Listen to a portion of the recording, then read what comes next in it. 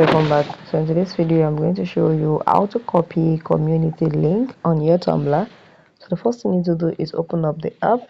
Then you need to look for community icon, and here if you're using an iPhone it's around this up. But if you're using an Android, click on it and you're going to look for the community you wanted to copy the link. For example, I want to copy this book and literature.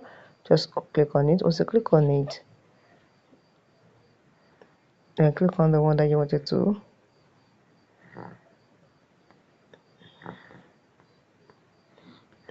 Now once you are on it,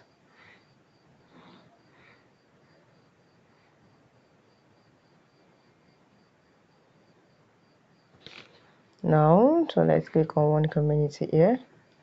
After you click on one community, what you need to do is click on these three dots at the top of the community. Then you're going to see their link here. This is it. Just click on copy link and you have successfully copied the link, and you can send it to anyone and you can do anything on it.